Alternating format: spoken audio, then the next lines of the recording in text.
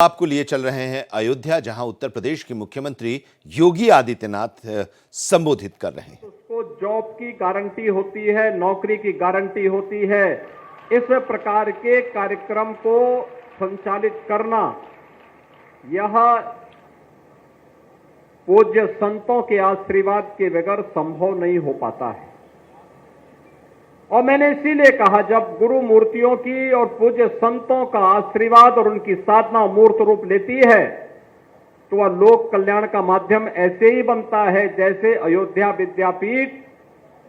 के माध्यम से संचालित पाठ्यक्रम आज यहां पर कर रहे हैं।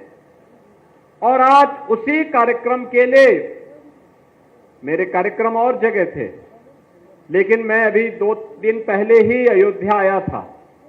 और अयोध्या आगमन के समय जब मेरे पूज्य महाराज से बातचीत हुई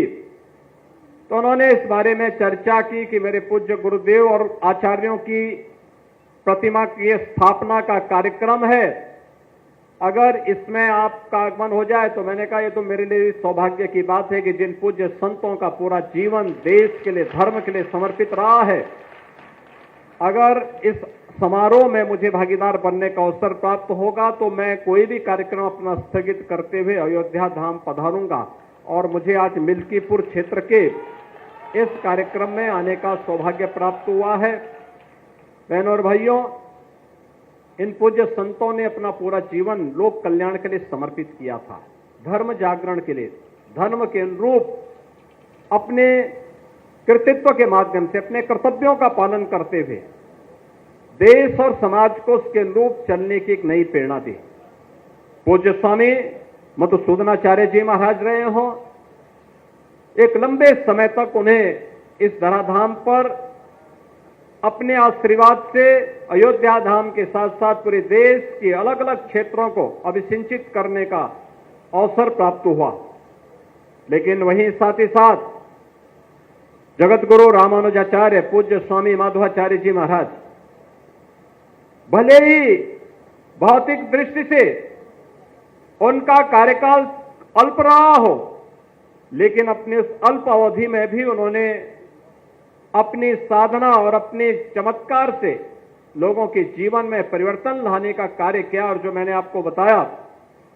कि आज अशरफी भवन के लोक कल्याणकारी कार्यक्रम हो या फिर अयोध्या विद्यापीठ के माध्यम से कोरोना जैसी महामारी के दौरान किए गए उपकार के वे अनेक कार्यक्रम, जब दुनिया हतप्रत थी, बीमारी के सामने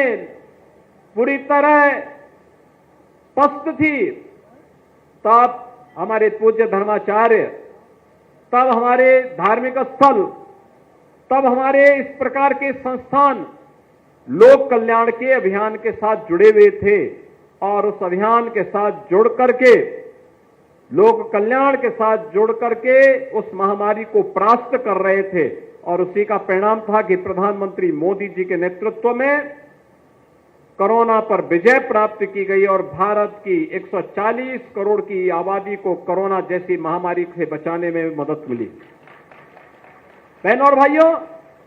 आज अयोध्या की जब हम बात करते हैं तो अयोध्या में 500 वर्षों का इंतजार समाप्त हुआ। पूज्य संतों का लंबी साधना और संघर्ष आज अयोध्या धाम में प्रभु रामलला के विराजमान होने के साथ वह मूर्त रूप ली है, दुनिया को अयोध्या की ओर आकर्षित की है।